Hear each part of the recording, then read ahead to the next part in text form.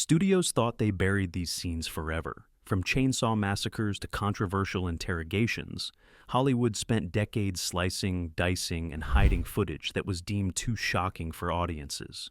These weren't just minor edits. These were full-scale erasures that changed entire movies. What were they so desperate to hide?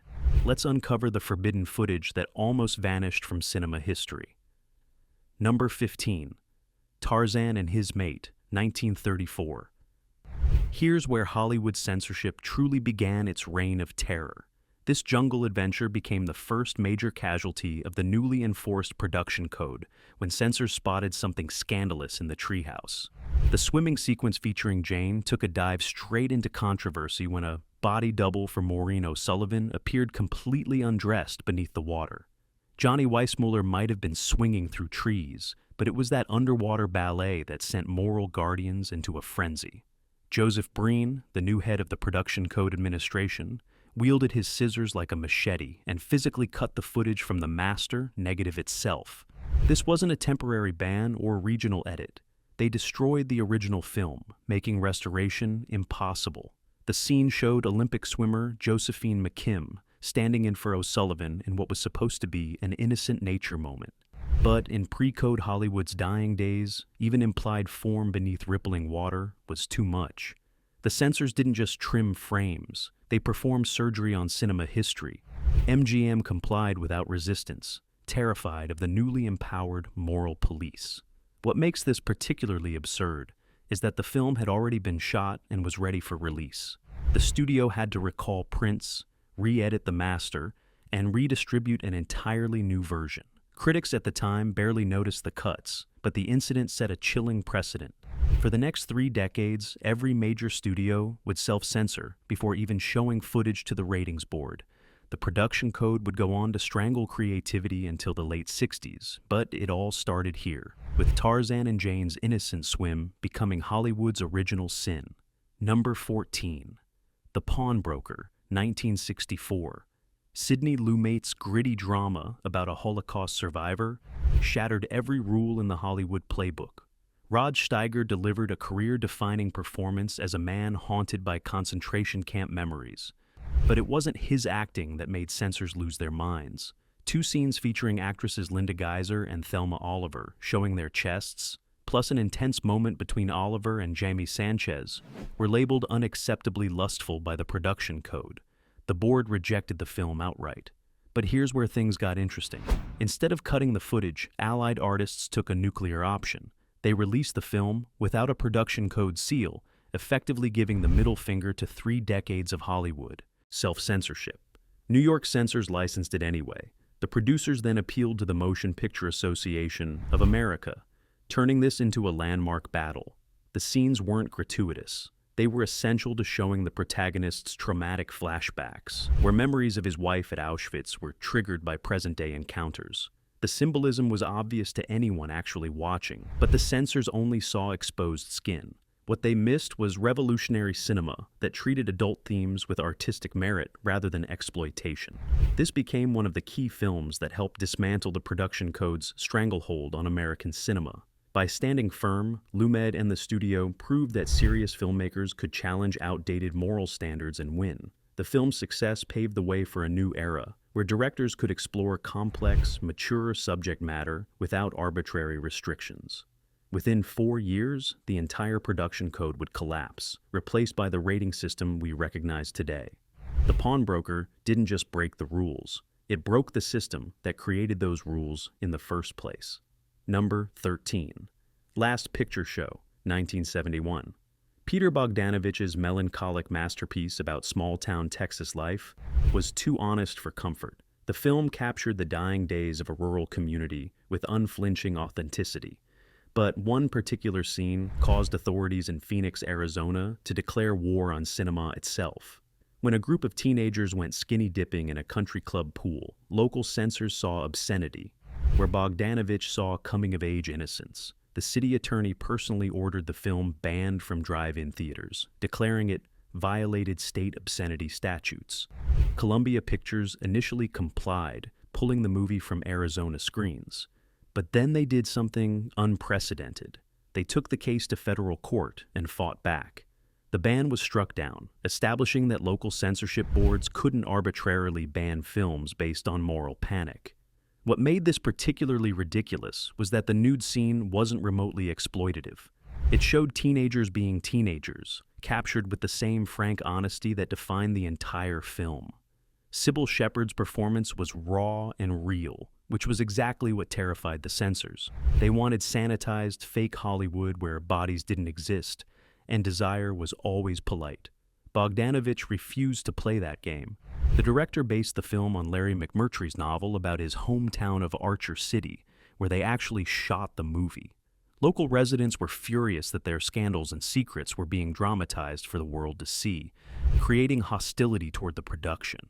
But their anger was nothing compared to the moral outrage from censors who couldn't handle the film's sexual frankness. For its time, Last Picture Show pushed boundaries that needed pushing.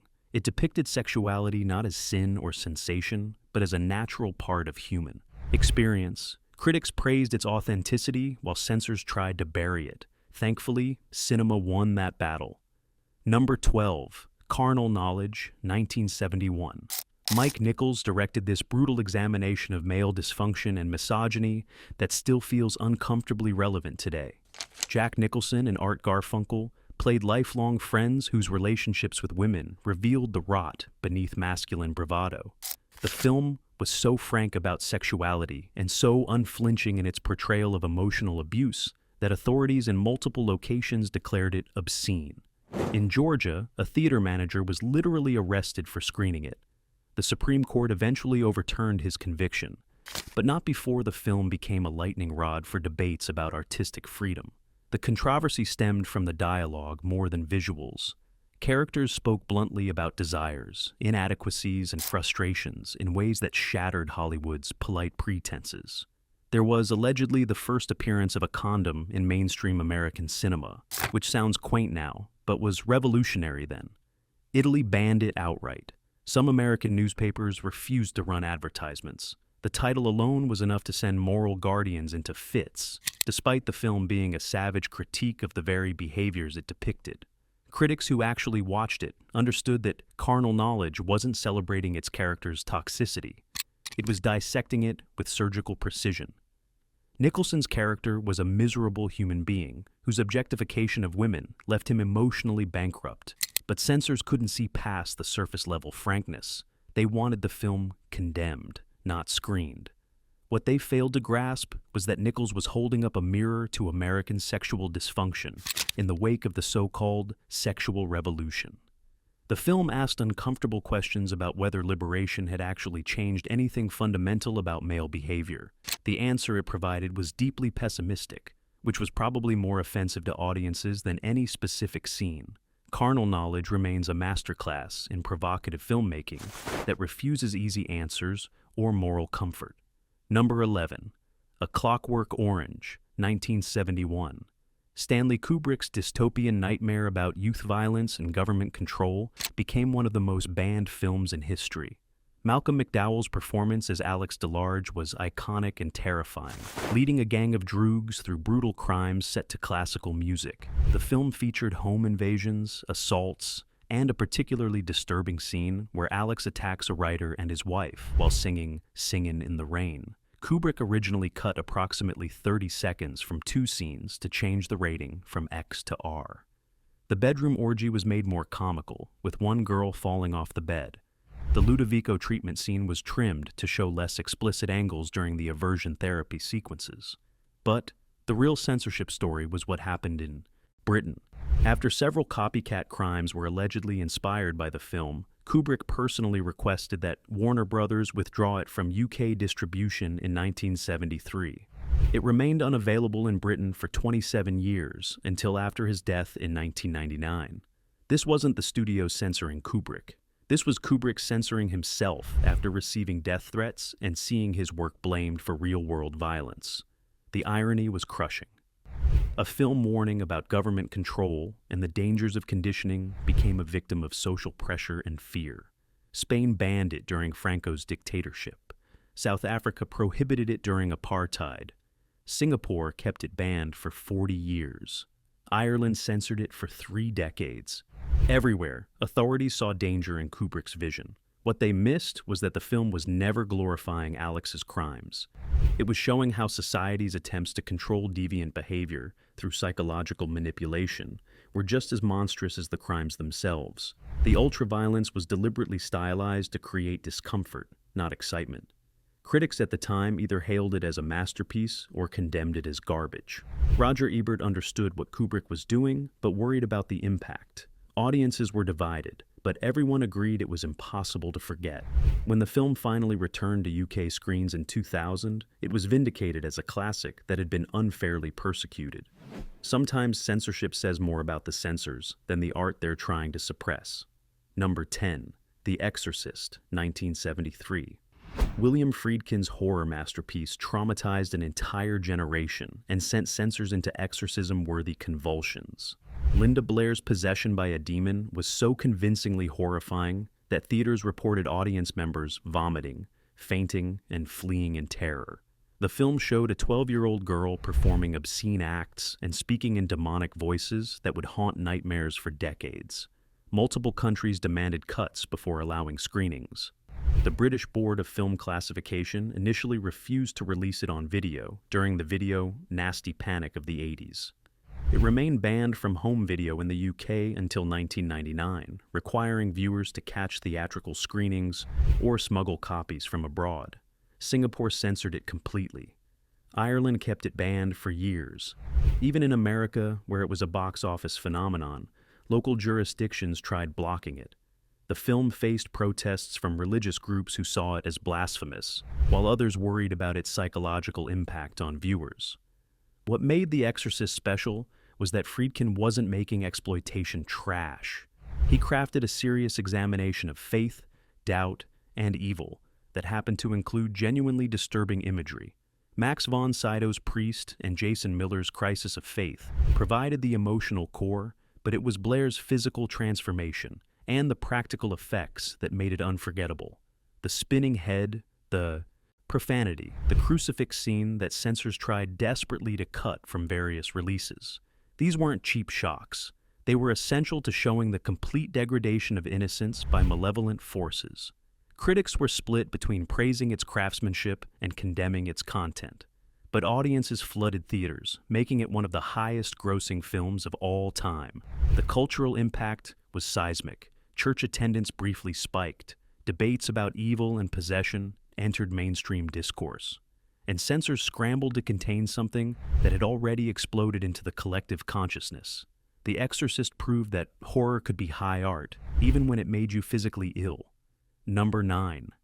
The Texas Chainsaw Massacre, 1974.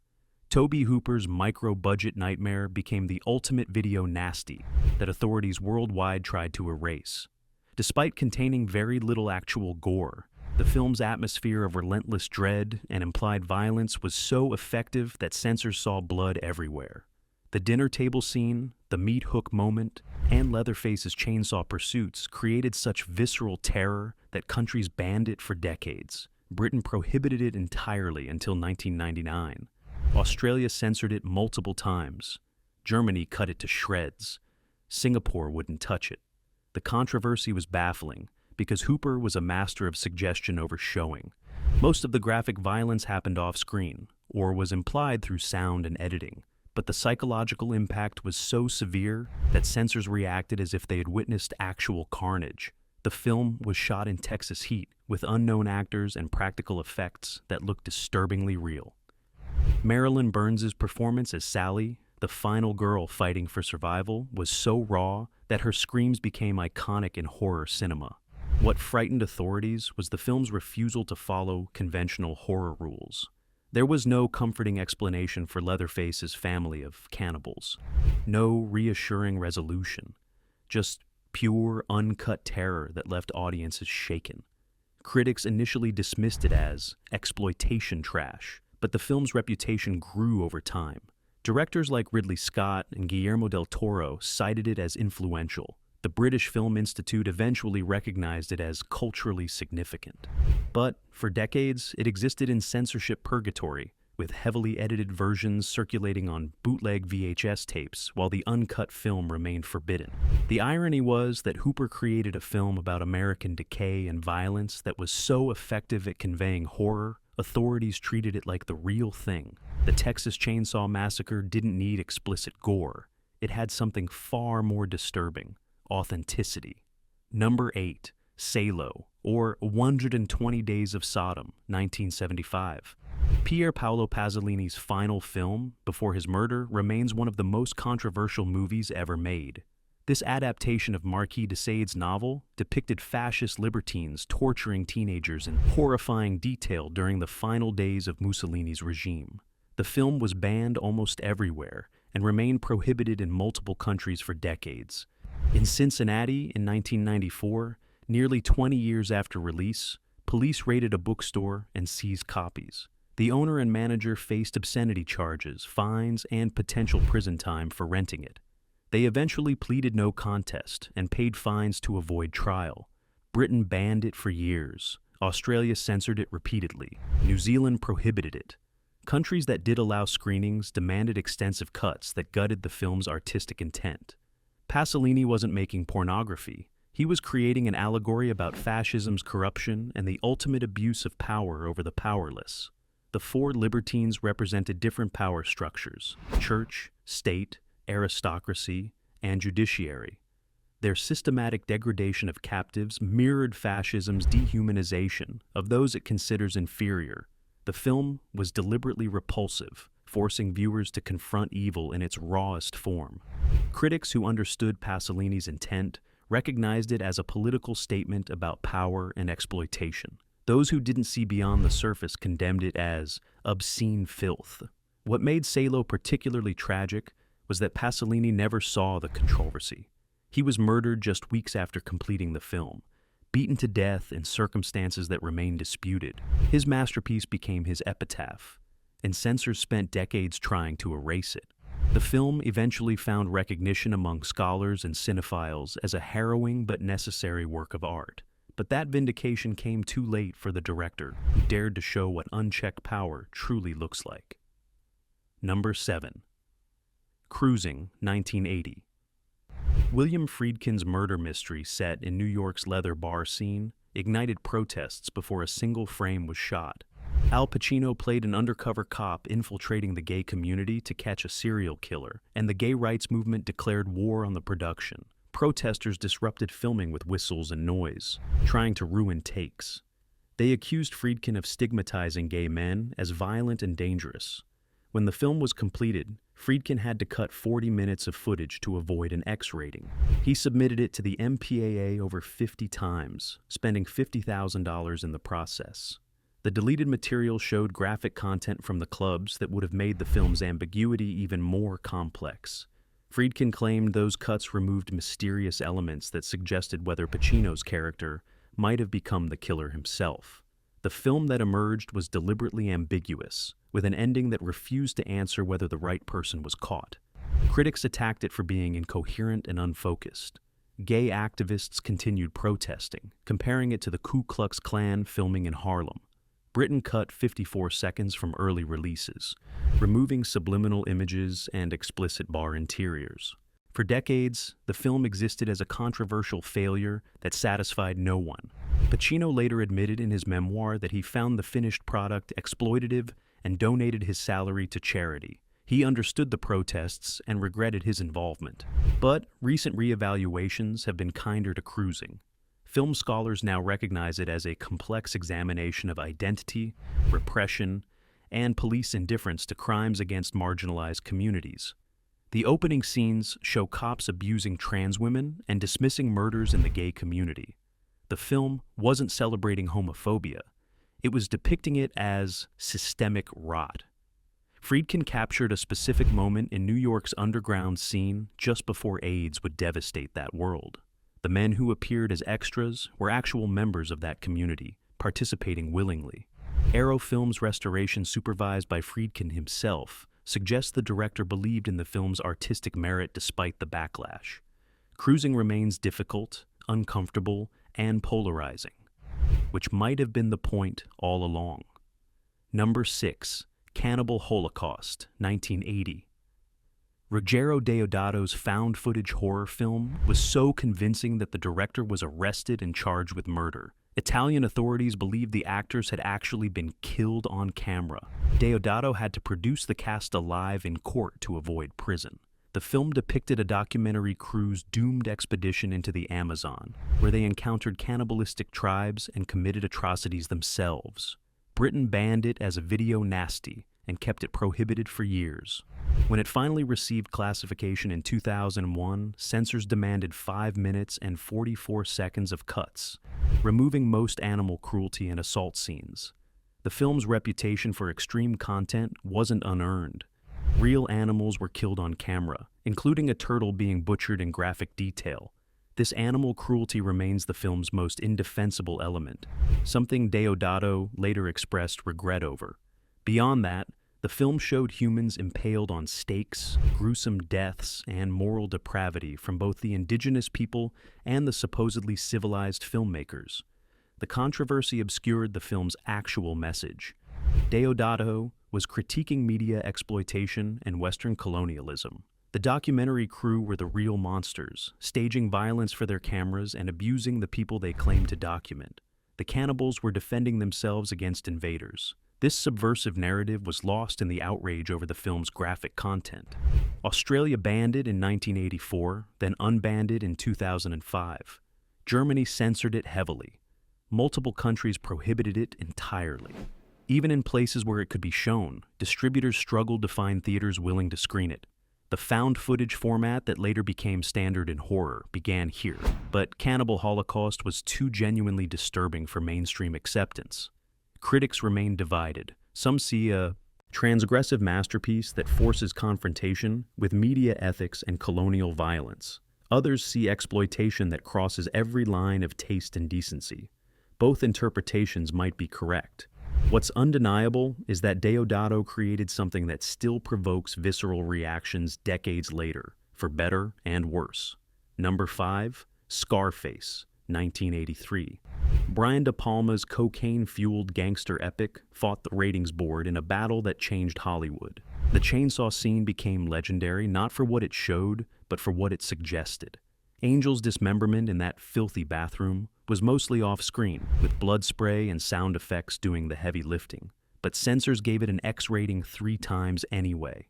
De Palma removed a shot of Angel's severed arm, swinging from chains, edited blood splatter, and trimmed frames from the violence. He submitted new cuts repeatedly. The MPAA kept refusing him. Finally, De Palma told Universal Pictures he was done cutting. Either release it as is, or fire him and find someone else to butcher the film. Universal sided with their director. Here's the twist. De Palma released his preferred cut anyway, figuring the MPAA wouldn't notice the difference from his last submitted version. He admitted this months after release, and nobody did anything about it. The film became a massive hit, despite containing nearly 200 uses of a certain expletive and violence that still makes viewers uncomfortable. Al Pacino's Tony Montana became a cultural icon, his rise and fall through Miami's drug trade a cautionary tale about American excess. The chainsaw scene was based on real Colombian cartel murders. The violence wasn't gratuitous. It was authentic to the world De Palma was depicting. Critics at the time savaged it. Roger Ebert called it shallow. Others accused it of glorifying criminals. But audiences recognized something powerful in Pacino's volcanic performance and De Palma's operatic vision. The film was shot largely in Los Angeles after Miami's tourism board refused permission, fearing damage to their city's image.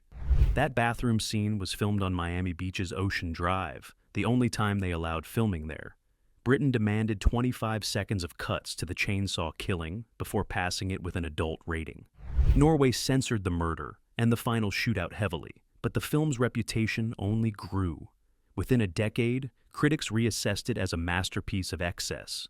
Hip-hop culture embraced Tony Montana as a tragic anti-hero. The film became endlessly quotable and infinitely referenced. Scarface proved that sometimes fighting censors and winning creates art that defines a generation. De Palma never compromised his vision, and cinema is richer for his stubbornness. Number 4. The Evil Dead, 1981.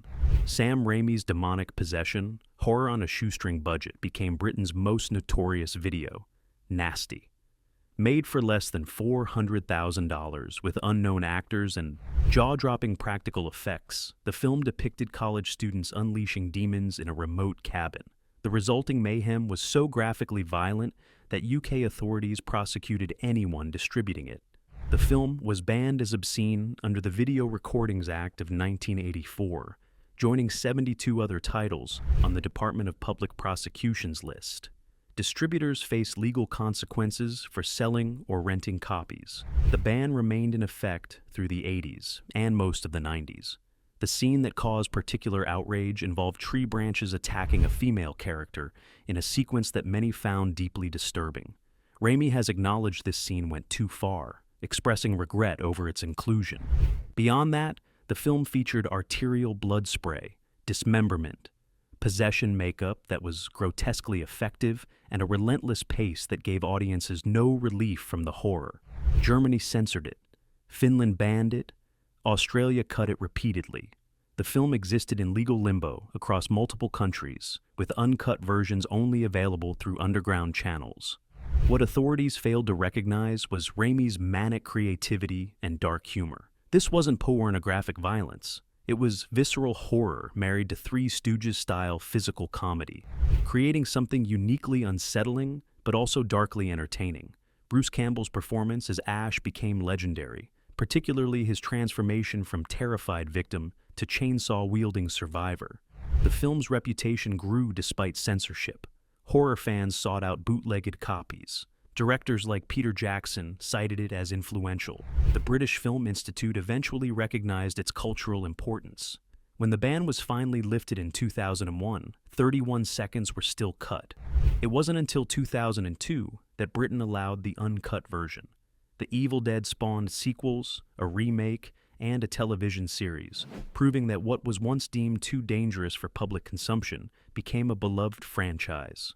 Raimi went on to direct the Spider-Man trilogy, becoming one of Hollywood's most successful filmmakers. But it all started with a banned film that authorities tried desperately to erase from existence. Number 3, Blue Velvet, 1986.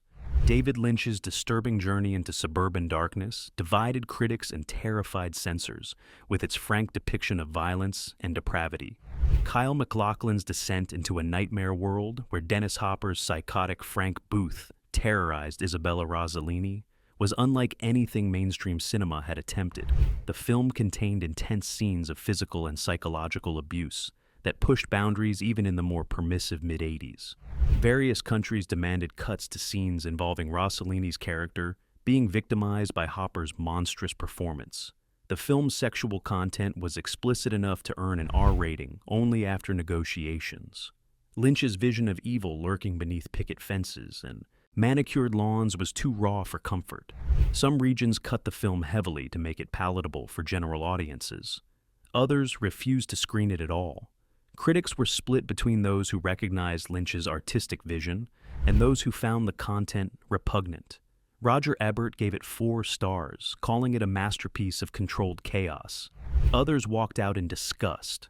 What made Blue Velvet particularly controversial was its unflinching gaze at human cruelty. Lynch wasn't sensationalizing violence, he was showing evil in its banal, terrifying reality.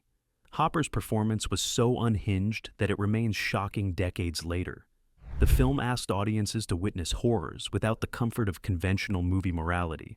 There were no easy heroes or clear-cut villains, just broken people doing terrible things.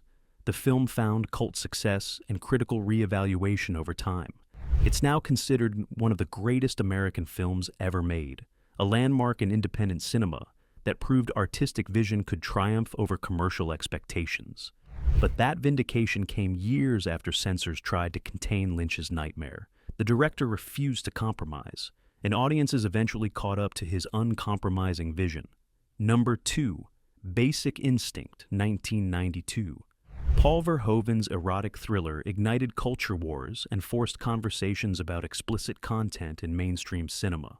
Sharon Stone's infamous interrogation scene became one of the most discussed moments in film history. But it was far from the only controversial element.